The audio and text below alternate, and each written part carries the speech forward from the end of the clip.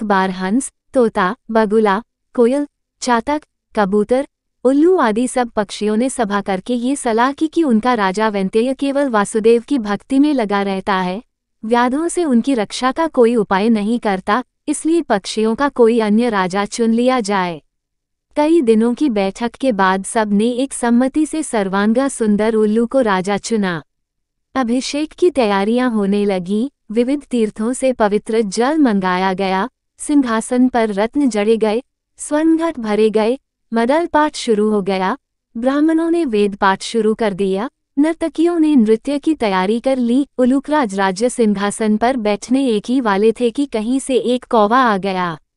कौवे ने सोचा, ये समारोह कैसा, यह उत्सव किस लिए? पक्षियों ने भी कौवे को देखा तो आश्चर्य में पड़ गए। उसे तो किसी ने बुलाया ही नहीं था, फिर भी उन्होंने सुन रखा था कि कौवा सबसे चतुर कूटराजनीतिज्ञ पक्षी है, इसलिए उससे मंत्रणा करने के लिए सब पक्षी उसके चारों ओर इकट्ठे हो गए। उलूक राज के राज्याभिषेक की बात सुनकर कौवे ने हंसते हुए कहा, ये चुनाव ठीक नहीं हुआ। मोर, हंस, कोयल, सारस, चक्रवाक, शुक आदि सुंदर पक्षियों के रहते दीवान उल्लू और टेढ़ी नाक वाले अप्रियदर्शी पक्षी को राजा बनाना उचित नहीं है। वह स्वभाव से ही रौद्र है और कटुभाषी है। फिर अभी तो वैंतेय राजा बैठा है। एक राजा के रहते दूसरे को राज्यासन देना विनाशक है। पृथ्वी पर एक ही सूर्य होता है, वही अपनी आभा से सारे संसार को प्रकाशित कर देता है। एक से अधिक सूर्य होने पर प्रलय हो जाती है।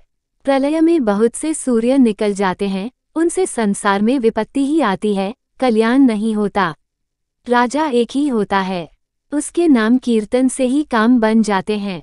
यदि तुम उल्लू जैसे नीच, आलसी, काया, व्यसनी और पीठ पीछे कटुभाषी पक्षी को राजा बनाओगे तो नष्ट हो जाओगे। कौवे की बात सुनकर सब पक्षी उल्लू को राजमुकुट पहनाए बिना चले गए।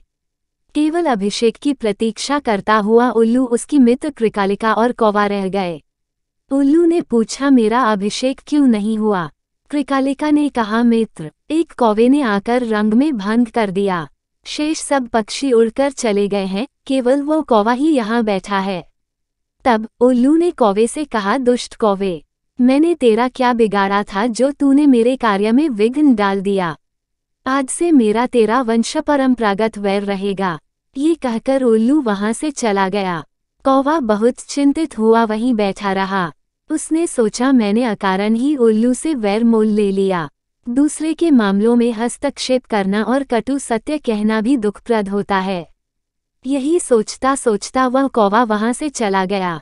तभी से कौवों और उल्लुओं में स्वाभाविक वैर चला आता है।